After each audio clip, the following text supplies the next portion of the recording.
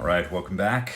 We're in Canto 3 now of the Inferno, and Virgil has just told Dante the story of the three ladies in heaven who want to help, and has encouraged him, and the cowardice that had attracted Dante's heart has melted, and now they are able to continue. So again, the way up is down, the way to salvation is through hell. And so Dante must die.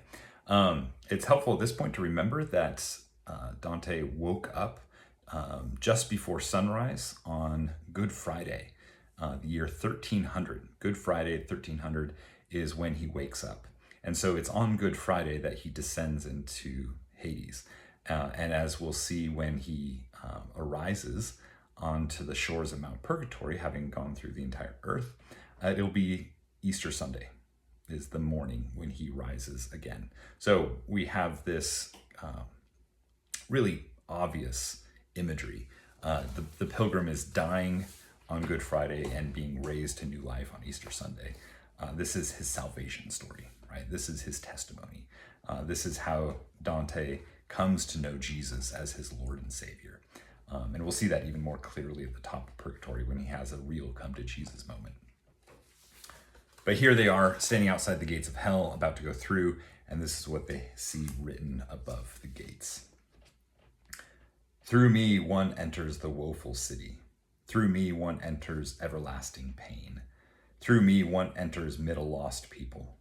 Justice moved my high exalted maker. Divine might, supreme wisdom, primal love made me. Before all other things I was, saving that which was and is and will be, and for eternity I will endure. Abandon all hope, you who enter here.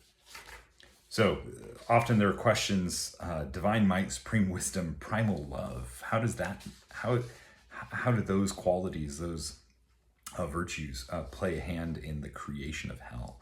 Well, we have a Trinitarian formulation. Divine might refers to the Father, supreme wisdom refers to the Son, primal love refers to the Holy Spirit. This is the place that God himself in his triune unity has created for the punishment of those who hate him.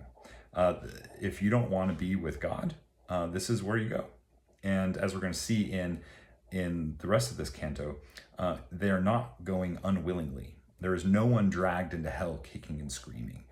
This is the source, actually, of what Lewis says.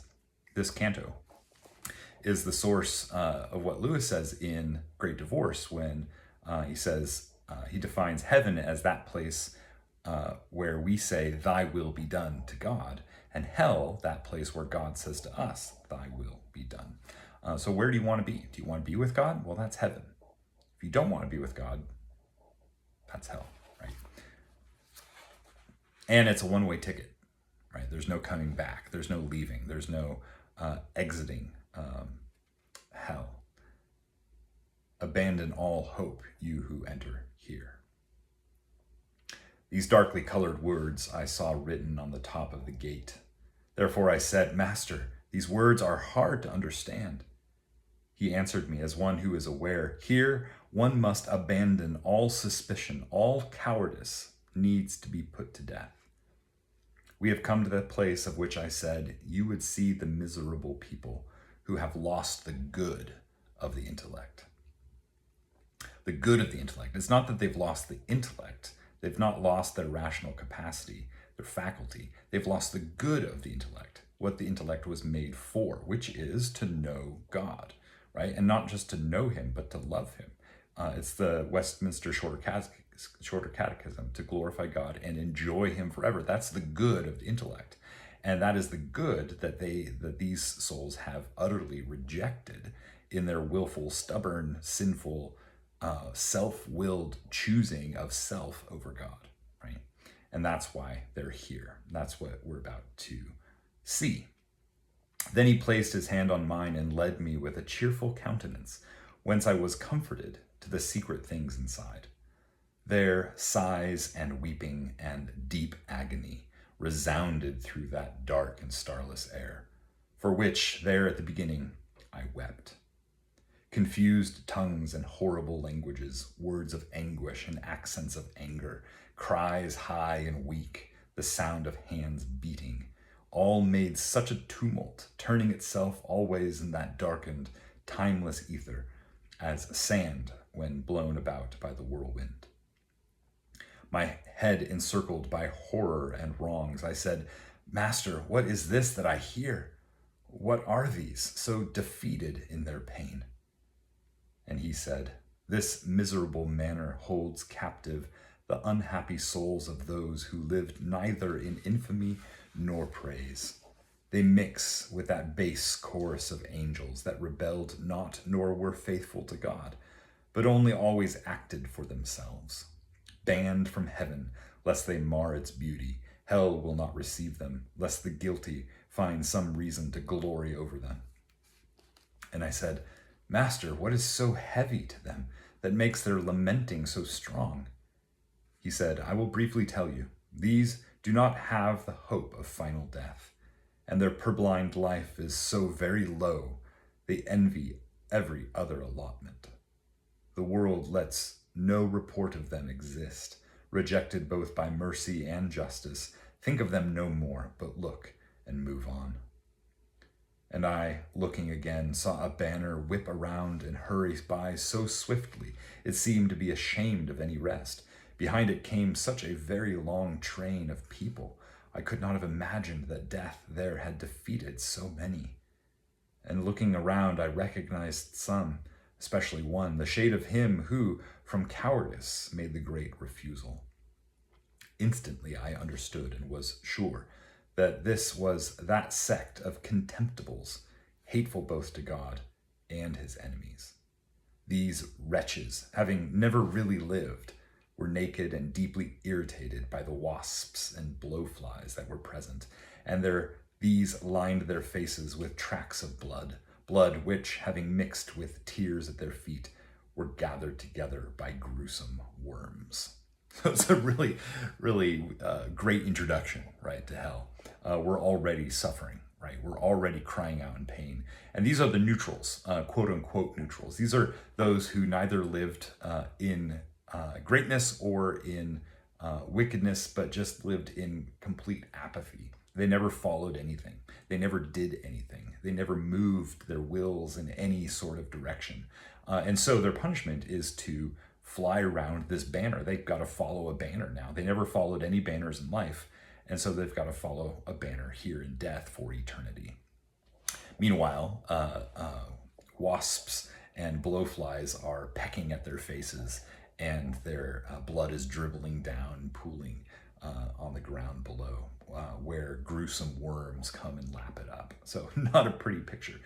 He thinks he sees somebody he recognizes, and as many have understood it, it's probably Celestine V, Pope Celestine V, the one who abdicated the papacy, which paved the way for Boniface VIII, big bad wolf Boniface VIII, who we'll see later and talk about later. I looked beyond them and saw a great host, people on the shore of a great river. Therefore I said, "Master, grant me to know now who these are and by what convention they appear so eager to cross over, as far as I can tell in this faint light."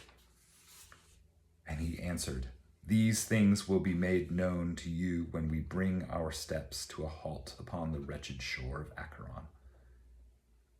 So borrowing, I mean, if you've read the Aeneid, and especially book 6, and Aeneas's journey into the underworld, you'll notice so many things that Dante steals from Virgil, which is the fun bit, because here Virgil is the one giving Dante the tour of hell. And it what really was Virgil in book 6 that, through the text of the Aeneid, really shaped Dante's understanding. Although, of course, he is taking this pagan world and giving it a deeply Christian context. After this, with eyes ashamed and downcast, fearing my speech was burdensome to him, I refrained from speaking to the river. Behold, coming across to us by boat was an old man, his hair shock-white with age. He shouted out, "Woe to you, depraved souls! Hope nevermore to catch sight of the sky. I come to bring you to the other shore, into eternal darkness, heat, and ice. And you, living soul, who are standing there, separate yourself from those that are dead.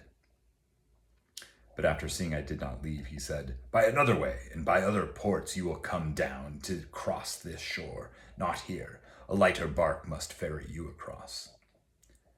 So Charon is speaking to all the damned souls, and he sees Dante still living, going, wait a minute, you don't belong here. You're going to come here another time, which is not encouraging. My leader, Charon, do not fret yourself. This has been willed in that place where one wills what one is able to do. Ask no more. That quieted the ancient woolly cheeks from the ferrymen of the fuming swamp, whose eyes were encircled by wheels of flame. But those souls, miserable and naked, changed cheek color and chattered with their teeth as soon as they understood the cruel word. They were blaspheming God and their parents, the whole human race, and the place and time and seed of their conception and their birth. Right? This gives us an indication of what the attitude of hell is like. Not my fault, right? I'm cursing everybody else. God, my parents, the human race, place, time, and seed of my conception, my birth. It's not my fault, right? I don't deserve this. Afterwards, they gathered all together, weeping loudly on that rancorous shore that waits for each man who does not fear God. The demon Charon, eyes of living flame, beckons them all to him, harvests them all, and beats with his oar those that take their ease. As in autumn, when the leaves turn and fall one at a time, until the empty branch sees all its golden spoil upon the ground. A lovely little epic simile borrowed straight from Virgil. Similarly, the foul seed of Adam, one by one, throw themselves from that shoreline at the signal, as a bird to its call.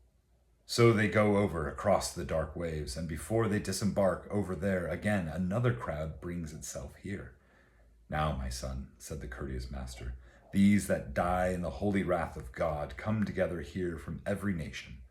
They are eager to pass over the stream because divine justice so spurs them on that fear has turned itself into desire. Thus, no good soul ever passes over. Right? Everyone who's here wants to be here. Right? They may blame everyone else. They may not think they deserve it. They may curse God for being here, but they all want to be here in the end. This is their will. Right? This is where their will, fixed now for eternity after death, has brought them. Thus, no good soul ever passes over. Therefore, if Charon complains about you, you now can understand his grumbling sounds. Having finished this word, that dark country shook so fiercely, the very memory of the terror soaks me again with sweat. That tearful ground gave forth a gust of wind, which flared up in a bright vermilion light that overwhelmed each one of my senses. I fell like one who is taken by sleep. All right, so it's getting real for Dante, and he faints at the sight and sounds that are before him. And we're going to wake up on the other side of the Charon, not really telling us how he got across, but somehow, and his journey into hell will begin.